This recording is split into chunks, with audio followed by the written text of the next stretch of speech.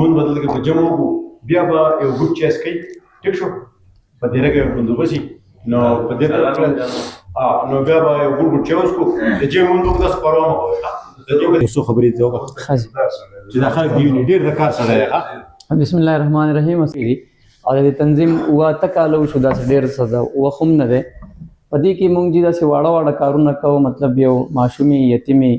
داغه یونیفارم نه بوکس نه اسې سو غریبي چا ویل چیر پکاري راشنی میډیسنز ایون اپریشنی پلس قدرتی آفات راشي یا انساني آفات راشي نو پاغي کې عمر فاونډیشن دا سه لګ هیلپ کوي پدند مرګرو په تعاون سره د لسنی مکرو نه زیات پاغي کې مونږ کارو کو او دا ټوټل واته کال چې دي په دې کې تقریبا زما سره د هر شي بیل او دا پروتي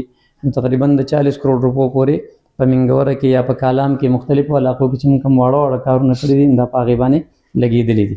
اخیره کې به خاموش شانت پیغام درکم ډیرو مرګرو د اتفاقی خبره کوي او د امن خبره کوي یاره چې موږ دا پښتانه چې وکنه دا د وس نه داسې بې اتفاق نه دي تاسو چې د تاریخ ګورئ د داغه پخوا زمانه نه 15000 کال د څوک خلک تاریخ کوي هغه تاسو ګورئ د هغه وخت نه روان دي نو خپکیږي په مخیر دی او دومره کوشش حضور پاک علیه الصلاۃ والسلام منبر ته وخوتو په مدینه منوره کې او اولنې پوړې باندې چې خپکې خودنو امین وي بیا چې په دویمه پوړې باندې خپکې خودنو بیا امین وي بیا چې په دریمه پوړې باندې خپکې خودنو بیا امین وي چې بیا کله حضور پاک علیه الصلاۃ والسلام د منبر نه راکوشو او خطبه ختمه شوه نو بعضې صحابه کرامو سوال وکړو او تپوس وکړو چې یا رسول الله څنګه قدم کېښودو نو جبرائیل علیه السلام راغی او هغه ووی چې په کوم سړي باندې د رمضان المبارک میاشت تېره شي او د ده مغفرت ونی شي نو هلاک دې شي دا سړی کم سړی مسلمان خپل د والدینو په باره کې یا مور او یا پلار د بوډاوالي په حالات کې بیا مومي او دریمه خبره دا چې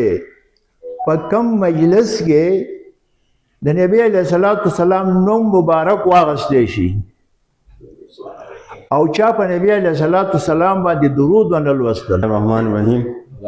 اول خو دې مشران ته درخواست دی چې دې عمر سنن خلی د چا به پیسې ورسره سیوای او وړه به یې کېږي چې پیسې به لګوي او د چا به تړه نه کېږي نه به یې لګوي څوک نه خبرې دغه خبرې زما خیال دی چې د وخت سره به حل شي چې په دې باندې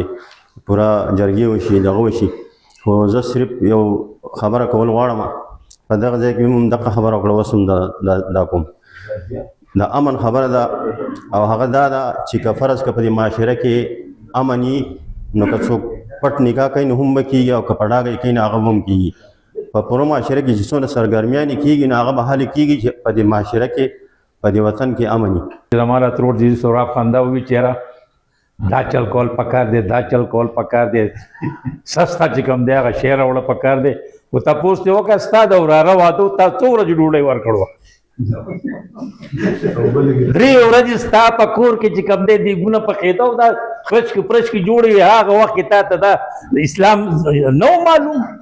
خپل زوی چې کوم دی نکاح کړی دی او په جومات کې مې کړی دی د هغه ځای نه راپاڅېدم او دلته کې رالم نه ته خبر نه دی خبر دی نه هغه خبر دی که څوک خفه او که څوک خوشحاله وي الله رضا دی که تاسو مبارکي راکوئ او که نه راکوئ هغه ستاسو خوښه ده خو نه په زور د مبارکي هم نه غواړم. من الشيطان الرجيم بسم الله الرحمن الرحيم يا أيها الذين آمنوا ادخلوا في السلم كافة صدق الله العظيم. ملکن ٹی وی زبردار صلاح الدین صاحب تا مولانا صاحب تا او د تنور عزتمندو مشرانو تا او د دې جماعت د امام او خطیب د طرف نه خوشامدید او هرکلی او اهلا وسهلا وایي. د عزتمندو اصل کې کامیابي په اسلام کې ده چې اسلام مونږ زده کوو مونږ به نجات مومو که اسلام نه دی زده کړی بیا پې عمل نه دی کړی نو بیا نجات نشته دی. سلام ته مرګو ته په خیرالي وایم د صلاح الدین شکریا ادا کوم چې نور څه نشته خو صرف خپل زړه ته تسلي او خوشحالي ورکول دي حالانکه وخت داسې دی دا حالات داسې دي چې په دې کې خوشحالي نشته خو موږ هر واده ته ګوره